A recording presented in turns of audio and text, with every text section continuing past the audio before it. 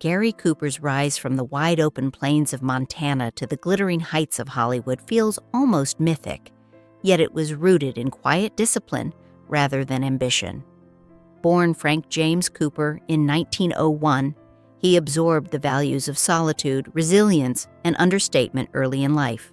Those traits followed him into cinema, shaping a screen persona that felt effortless and honest at a time when excess ruled the industry. Cooper didn't act so much as exist on screen, letting silence do the heavy lifting. His lanky frame, calm gaze, and unforced delivery made audiences trust him instinctively. Unlike many stars who chased fame, Cooper seemed almost reluctant to carry it, which paradoxically made him more magnetic. Directors valued his restraint, audiences admired his decency, and critics often struggled to articulate why he felt so real. In an industry built on illusion, Gary Cooper became believable, and that authenticity turned him into something rare, a symbol of American integrity that felt earned, not manufactured. Hollywood and the burden of image. By the 1930s and 1940s, Gary Cooper wasn't just a movie star, he was an idea. Hollywood relied on him to represent moral steadiness in an era rocked by depression, war, and political anxiety. Films like Mr. Deeds Goes to Town and Sergeant York weren't merely entertainment, they were reassurance.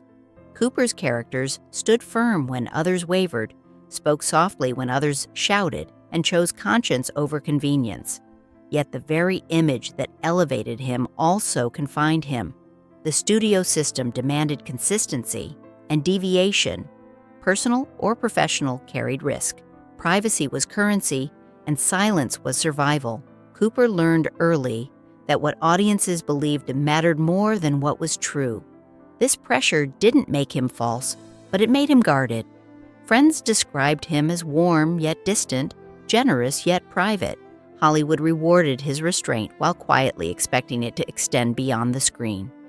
In this way, Cooper's success came with an unspoken cost: the expectation that the man would never contradict the myth, marriage, faith, and contradiction. Cooper's marriage to Veronica "Rocky" Balfe represented stability, tradition, and a connection to values older than Hollywood itself. Rocky's Catholic faith, social poise, and devotion to family stood in deliberate contrast to the chaos of studio life. Together, they projected elegance and respectability, and for a time, that image aligned comfortably with reality. Yet Cooper, like many men of his era, lived with contradictions he struggled to reconcile. Long absences, emotional distance, and the temptations of fame tested the marriage, leading to periods of separation and reflection. What ultimately held the family together was not perfection, but choice. Cooper returned not out of obligation alone, but out of belief, in faith, in fatherhood, and in the possibility of redemption. His later conversion to Catholicism wasn't sudden or theatrical. It was gradual, shaped by illness, introspection, and a desire for peace. In his final years, marriage became less a public role and more a private refuge, imperfect but deeply sincere. Fame, rumor, and the silent years' golden age. Hollywood thrived on whispers. Studios cultivated mystery while gossip columns filled the gaps, often blurring speculation with invention. Gary Cooper was no exception. His reserved nature and emotional privacy invited curiosity, and over time, rumors attached themselves to his silence. What mattered most, however, was not the content of those rumors, but what they revealed about the era itself. A world where rigid expectations left little room for vulnerability or complexity. Cooper rarely addressed speculation, not because he was hiding scandal, but because he believed dignity required restraint. Friends later noted that he disliked gossip not for fear of exposure, but for its cruelty. He understood how easily stories could erase humanity. In this sense, Cooper became a mirror for Hollywood's contradictions. Celebrated yet isolated, admired yet misunderstood. His silence was not emptiness, but self-protection. In choosing not to explain himself, Cooper preserved control over the one thing fame constantly threatened to take away: his inner life. The weight of friendship and loss. Throughout his career, Cooper formed deep friendships with writers, actors, and artists who understood the cost of visibility. His bond with Ernest Hemingway, for example, reflected a shared respect for stoicism and craft.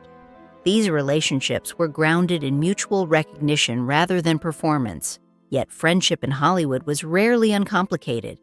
Competition, changing fortunes, and personal struggle often strained even the closest ties.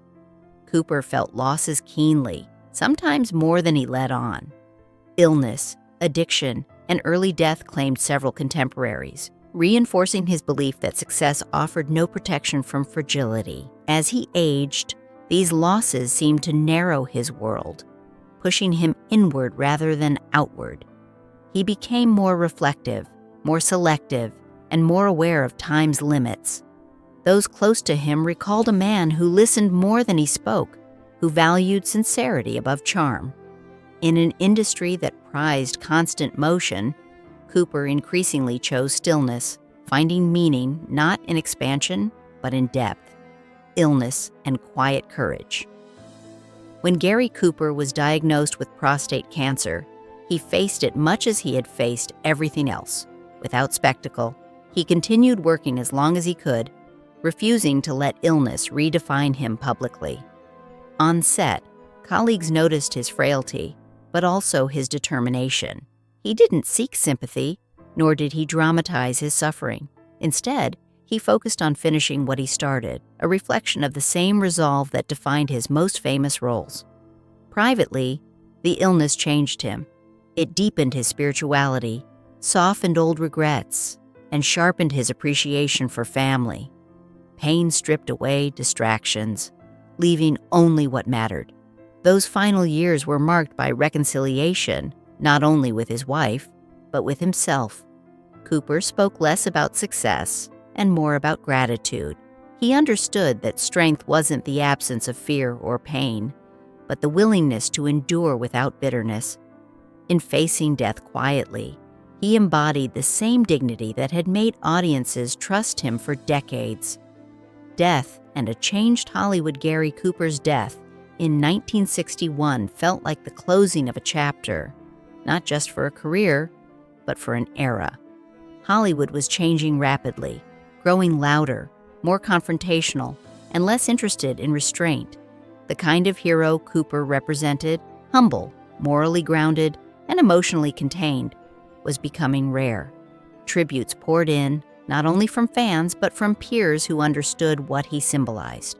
His reinterment in New York, chosen by his wife, reflected a final act of privacy, a return to faith and family rather than fame.